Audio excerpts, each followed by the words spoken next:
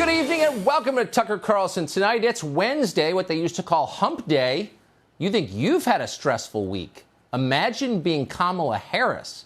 You take your first big trip south of the border to what we used to call the developing world, and you're pretty excited about it because you know that as a licensed person of color, all the other people of color you're going to meet will be thrilled to see you. That's how it works in the people of color community. They've got so much in common that getting along is effortless. It's one big happy community.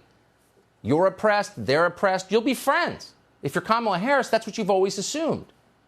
But it turns out you were wrong. You finally get to Guatemala and you discover that actually the people there detest you.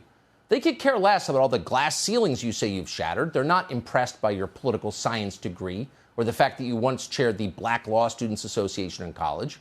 They find you phony and annoying. In fact, they strongly prefer the orange man you replaced. At least he was funny. So they tell you to buzz off and go home. Get out of here and don't come back. Imagine how that must feel if you're Kamala Harris. Quite the psychic blow. So you can't really blame the unnamed White House staffer who swooped in to save the day, hiring a fake Univision reporter to suck up to Kamala Harris and make her feel better. Now, we can't prove that happened, though it does make sense. We do know that Univision denies that the lady who told Harris, "I voted for you," at a press conference, had ever worked for the network. So whoever she was, she made Kamala Harris's day. "Thank you," Harris replied gratefully. And then, her spirits raised, Kamala Harris returned to immigration policy. What is her immigration policy exactly? Simple. Now that we've solved every domestic problem and turned this country into a peaceful, happy utopia, it's time to take all the money we've got left over and give it to Central America. Only by doing that can we solve the, quote, root causes of immigration. Watch.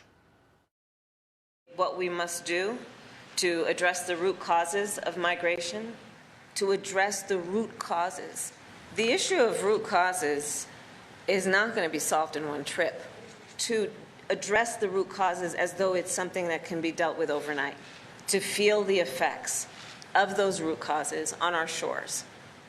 And the root causes are based on the problems and the challenges that people are facing in countries like Guatemala, which is why I was there.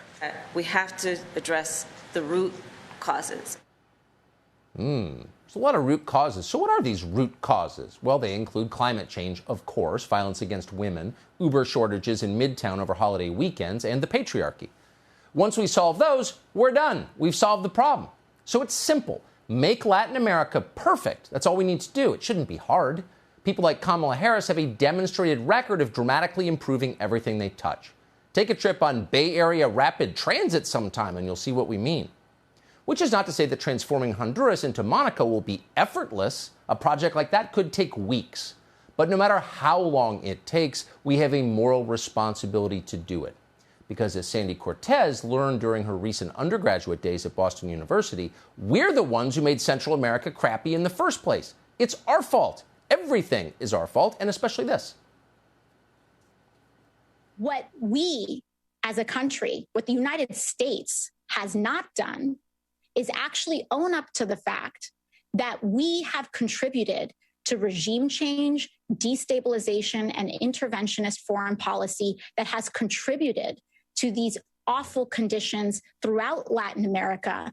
And we cannot, as a country, no matter who it is, continue to show up in Latin America and say that this is their fault or that they are to blame. Now, wait a second, Sandy. Recognizing that you were an international studies major, but still, some of us are wondering, wasn't it Spain that brutally colonized Latin America? So shouldn't Madrid be kicking into the Reconstruction Fund here? Or is European Spain now considered a nation of color and therefore blameless? We'll have to check with a BU professor on that and get back to you. But in the meantime, here's an idea, kind of a random one. Why don't we fix the United States first? We had a conversation with, of all people, the president of El Salvador not so long ago, and he made that point. We are in his country shooting a documentary on MS-13 and immigration. During that interview, the president pointed out that actually it might make more sense for people on, say, the south side of Chicago to apply for refugee status in El Salvador, not the other way around, because it's less dangerous in El Salvador. The United States has seen a dramatic increase in crime and in murders in cities across the country. What would your advice be to leaders in the U.S.? to be tough on crime. Actually, now, before El Salvador was the murder capital of the world. Like 3 years ago, we were the murder capital of the world. Now, crime has been reduced by 75%, violent crimes. And so now it is more dangerous to live in Chicago, for example, than to live in El Salvador. We'll show you more from that. It's on our Originals episode on Fox Nation. It's about how El Salvador tamed MS-13. But the president's point, what you just saw, is not crazy. It's not just a talking point. It's actually true. According to the numbers, El Salvador is, in fact, safer than many major American cities. El Salvador, safer than Baltimore, for example. In 2018, Baltimore had 51 murders per 100,000 people. The same year, San Salvador had a smaller number, 50 per 100,000. San Salvador was long the most dangerous city in the hemisphere. Baltimore, by the way, also has a higher murder rate than Guatemala, Honduras, and Afghanistan. So why don't people who live in Baltimore have a right to apply for asylum in Central America? Thanks to good leadership, El Salvador is getting safer.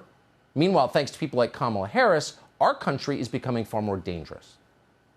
From vicious attacks in broad daylight to cold-blooded murders by night, another summer of sin is already underway in New York City. Shootings year to date are up 81%. This weekend alone, 27 people were wounded in 22 shootings, including a Manhattan federal prosecutor hit by a stray bullet in the face while having dinner at a restaurant. Bullets went flying in New Jersey this weekend, where a birthday party turned into a mass shooting. 14 partygoers were shot, 2 died. Community members blame gang wars. Chicago had a worse weekend, where 9 people were killed and 38 injured by gunfire. The victims include a 15-year-old boy shot in the head while sitting on a front porch. So it really is getting more dangerous. It's not your imagination. And by the way, murder may be the only event in human life that the U.S. government tracks accurately. It's kind of hard to hide the body most of the time. So we know for a fact that major American cities saw a massive increase in homicides, overall 33% increase in homicides last year, and that's continuing this year. And that leads some people to wonder why Kamala Harris is promising to rebuild Central America rather than America. One of the people wondering is a man called Andrew Holmes. My message goes out to the president, goes out to everybody, mayor and everybody. Come get on the grounds. Do what we got to do. We need them to come out on the streets here. You know, you fly that Air Force One over there to take care of people overseas and don't take care of the United States, don't take care of Chicago. And the same thing with all elected officials. Come on out here on these streets. These streets are full of blood. Well, yeah, that's not a partisan talking point. It's true. How can they continue to ignore what's happening in Chicago? And not just in Chicago, a lot of places. The formerly peaceful city of Knoxville, for example, Tennessee. Knoxville is now on track for its deadliest year in history, even worse than last year, which had set the previous record. So what happened to Knoxville?